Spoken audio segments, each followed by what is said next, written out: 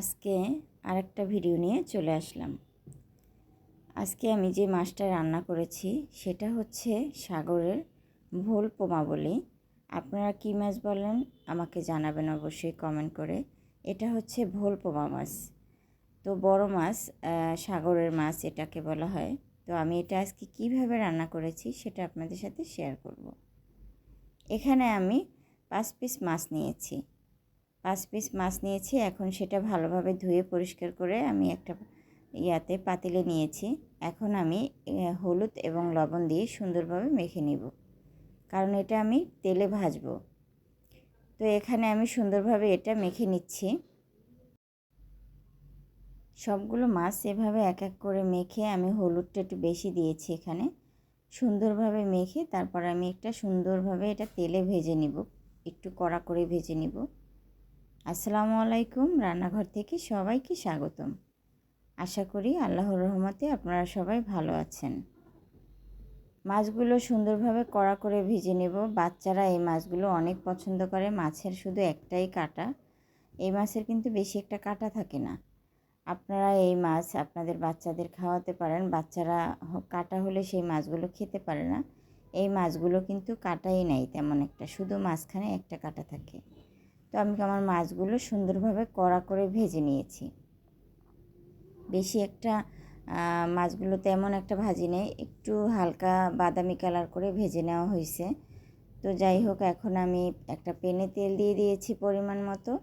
তো সেখানে আমি দিয়ে দিলাম পেঁয়াজ কুচি এবং টমেটো কুচি। এখন এটা ভালোভাবে নেড়ে চেড়ে একটু সফট হওয়া পর্যন্ত অপেক্ষা করব।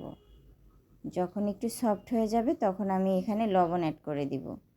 লবণটা দিলে আরও সফট হয়ে যাবে, আপনার পেঁয়াজ এবং টমেটো কুচি যেটা দিয়েছি সেটা আরও সফট হয়ে যাবে। এভাবে আমি 2 মিনিট ভাজবো। 2 মিনিট এভাবে যদি ভেজে নিই তো দেখবেন এটা সফট হয়ে গেছে।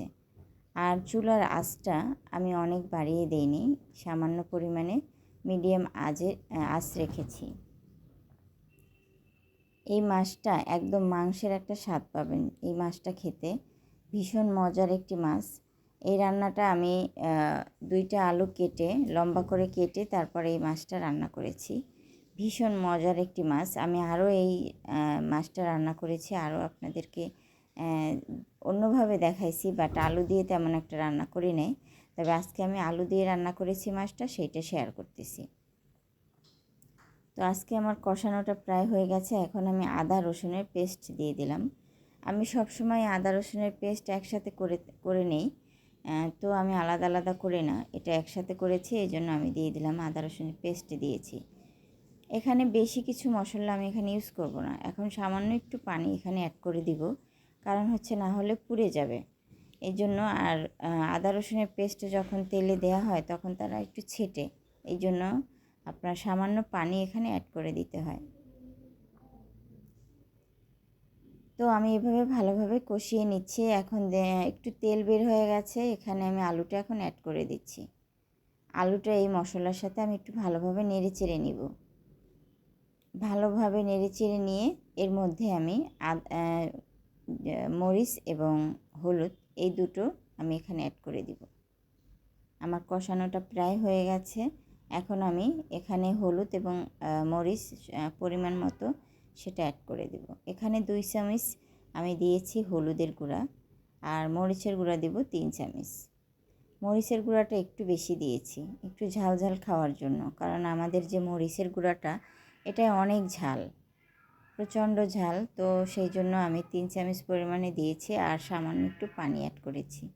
দেখতেই পাইতেছেন যে কালারটা একদম গাঢ় হয়ে গেছে। আসলে আমি রান্নাটা এইভাবে করেছি। আপনারা চাইলে মাছগুলো শুধু ভুনা করেও খেতে পারেন। তো যারা একটু সবজি ভালো খান, তো আমার মনে হয় এই মাছের সাথে আপনার এই মাছের সাথে আলুটা যায় বেশি। বোল পোমা, তো এই পোমা মাছের সাথে আলুটা বেশি ভালো লাগে খেতে। তো আমি সেই জন্য আলুটা অ্যাড করে দিয়েছি। এখানে 2টা আলু দিয়েছি মাত্র, বেশি না, 2টা আলু দিয়েছি, আর মাছগুলো দিয়ে রান্না করেছি। আমার কিন্তু কষানোটা প্রায় হয়ে গেছে কথা বলতে বলতে। এখানে সামান্য পানি অ্যাড করে দিয়েছি, আবারও একটু পানি দিয়েছি, যাতে ভালোভাবে আমি কষিয়ে নিতে পারি। তো যাই হোক, আমার কষানোটা কমপ্লিট হয়ে গেছে। এখন ফুল পানিটা আমি এখানে অ্যাড করে দিলাম। ফুল পানিটা দিয়েছি, এখন আমি মাছগুলো এখানে অ্যাড করে দিব। তো আমার এই পানিটাই যথেষ্ট। এখন সুন্দরভাবে মাছগুলো উপরে সাজিয়ে দেব এক এক করে। মাছগুলো একটুও ভাঙবে না, সুন্দর থাকবে মাছগুলো। তো আমি এখন একটা একটা করে মাছগুলো এখানে সুন্দরভাবে দিয়ে দিচ্ছি। গায়ে গায়ে লেগে আছে, কারণ যখন মাছটা ভেজেছিলাম তখন একটু গায়ে গায়ে লেগেছিল, আমি ছাড়িয়ে দিইনি। তো আমি এখন খুন্তির সাহায্যে এগুলো ছাড়িয়ে দেব। আর এখানে আমি টমেটোগুলো উপরে অ্যাড করে দিচ্ছি। টমেটো, পাকা টমেটো দিলে খুবই ভালো হয়। একটু হালকা কাঁচা কাঁচা ছিল টমেটোগুলো। যাই হোক, পাকা টমেটো হলে বেশি ভালো হবে, মাছগুলো খেতে ভীষণ মজা হয়। দেখতেই পাইতেছেন কালারটা একদম চেঞ্জ হয়ে গেছে, খুবই সুন্দর হয়েছে। আর খাবারটা যদি বলি যে খাবারটা কেমন হয়েছে, অসাধারণ, সত্যি কথা বলতে অসাধারণ খাবারটা হয়েছে। আল্লাহ হাফেজ, সবাই ভালো থাকবেন।